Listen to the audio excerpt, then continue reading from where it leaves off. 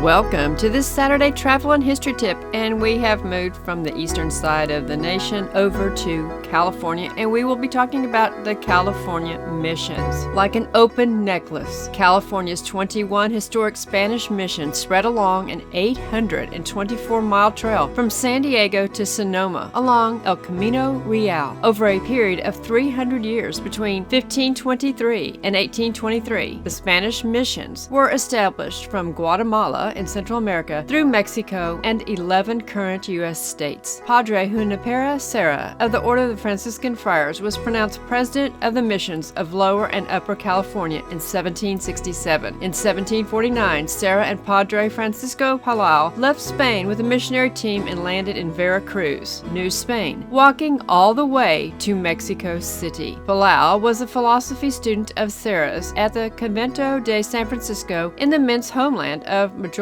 Spain. Serra trained at the College of San Fernando de Mexico. In less than a year, he volunteered to go to a rugged mountainous area mission in Sierra Gordo, Mexico, with Palau as his assistant. Palau would become Serra's first biographer. At age 55, Serra left a mission in Loreto, Baja California, with Commander Portalo to establish Franciscan missions along the coast in Alta California. In 1906, decorative bronze mission bells were placed along the historic El Camino Real. For Padre Serra, this was the northern terminus of El Camino Real that he helped blaze. The southernmost mission is San Diego de Acala, and the northernmost mission is San Francisco Solano, and that is where we will be starting today. To visit them all would be a rewarding long-distance haul and definitely is in my plans. The missions as seen today do not reflect the rural and agricultural nature of their original identity. They were established to proselytize the Indian culture and create vast livestock and farming centers to sustain the church leadership and neophytes, which are Indian converts. California agriculture was born at these missions with the state's first citrus trees, olive groves, and vineyards planted at them, meaning their gardens are not only gorgeous but historical too. San Juan Capistrano in this photo and Mission Dolores were the only two churches to remain intact through the decades of secularization. Between 1834 and the turn of the 20th century, most of the properties fell into tremendous disrepair or were totally destroyed. Many people have undergone great tasks to restore these valuable gems to a pristine appearance, recognizing their historic significance. The missions' charm and architecture are compelling. The Catholic missions do not accept federal or state funding. Some charge an entrance fee, while others ask for donations. The number sign indicates order of founding. The 15 missions we have visited are presented all together in the following sections from north to south, and that's how I will be presenting them also, geographically north to south and not in the order that they were constructed. I figured it made more sense to go through them geographically. Mission San Francisco de Solano is part of the Sonoma State Historic Park and includes adjacent Sonoma Barracks and General Vallejo's home. This is one of two missions the state owns. The Catholic Church owns the others. Our mission adventures included the San Francisco Solano, which was the 21st mission. It was established on July 4th, 1823, and is the northernmost mission, the last one in California, and the only one built under independent Mexican rule. Notable features are the bell room, dining room, chapel, and courtyard filled with prickly pear cactus that serve as a fence. The church seen today is a restoration of the 1840 mission. The original one was washed away in a torrential rainstorm because it had been closed, fallen in disrepair, and pilfered by townspeople in 1834. A portion of the original adobe brick and mortar with mud and lime plaster is presented in the bell room behind a glass case. One of the original bells hangs on a wooden frame at the entrance. The original mission vineyards were planted at General Vallejo's ranch. A display of 17 paintings of the California missions in the former Padre wing, the Virgil Jorgensen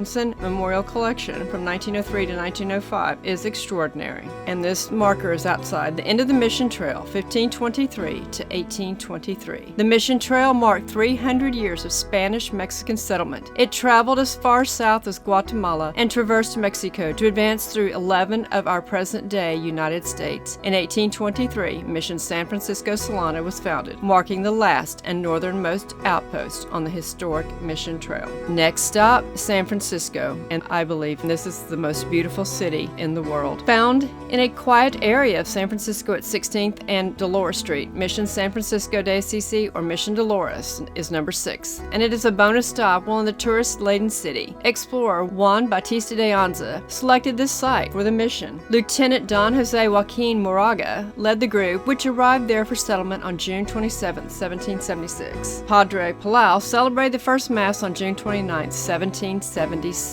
So while our country was becoming an independent nation, this was going on, and it wasn't even part of our nation at that time. The city of St. Francis officially existed 5 days before the signing of the Declaration of Independence. Soon, a 50-foot-long mud structure was constructed. The mission was moved to higher ground about half a mile away near Lake Dolores, resulting in its second name. Withstanding the Great Earthquake of 1906, the 22-foot-wide structure is not only the oldest intact mission, it is the oldest structure in the city. That is fantastic. A great deal of the original church interior with 4-foot-thick adobe walls is intact and is comprised of 36,000 sun-dried bricks. The gilded Baroque altar and reredos and colorful wall paintings exemplify early California art. The 3 altars were crafted in Mexico. The 3 original mission bells are still in use. Baptismal records from before the mission's official establishment, October 1776, are still preserved. Amazing. Lieutenant Moraga was interred inside the mission floor in April 1791, and there are many people that are interred in the floors of these missions, as we will see. Statues of lifelong friends, Padre Serra and Palau, are placed in the well-landscaped cemetery. Captain Don Luis Antonio Arguello, the 13th governor of Alto California, and Don Francisco de Haro, the first mayor of San Francisco, are buried there. Do not miss seeing the fabulous diorama that depicts the mission in 1799. It was displayed at the 1939 World's Fair at nearby Treasure Island in San Francisco Bay. The adjacent 1918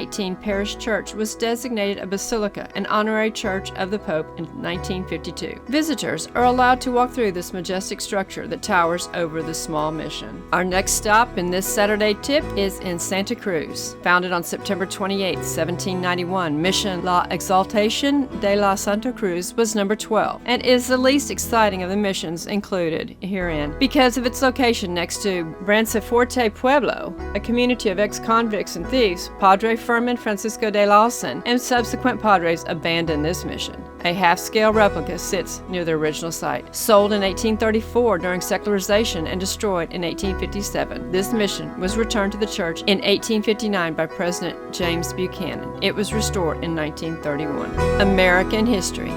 Learn it. Love it. Appreciate it. Don't let them steal our history. Share our American history. Hope you watch the Saturday Travel and History Tips, and if you appreciate our content, tell others and repost on your social platforms. Thank you.